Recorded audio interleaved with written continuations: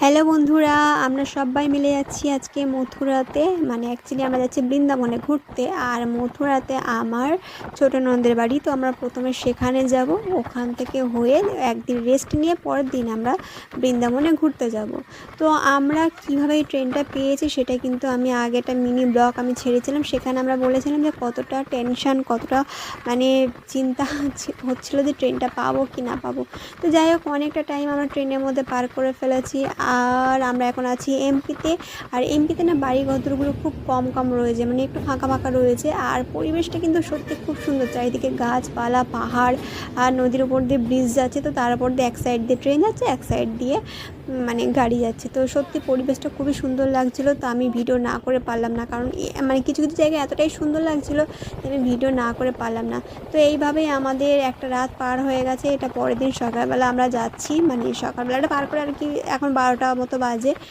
যাই হোক, আমরা সারাটা দিন এইভাবে পার করলাম। তো 7টা 15তে আমরা কিন্তু আগ্রা ক্যান্টে এসে নেমেছি। আর সেখান থেকে কিন্তু আমরা মথুরাতে আবার ট্রেন ধরে এসেছি।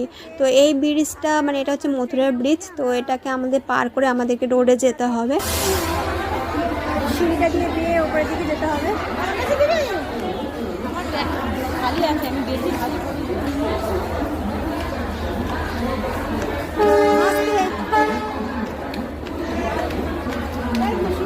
সবাই অনেক কষ্ট করে ভারী ভারী ব্যাগগুলো বয়ে নিয়ে অনেকটা ওপরে উঠেছি। তো এটা ওপর থেকে ভিডিও করছি।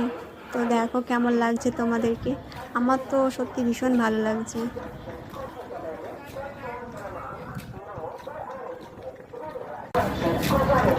22 ঘন্টা ট্রেন জার্নি, 22 ঘন্টার একটু বেশি, প্রায় 23 ঘন্টার কাছে।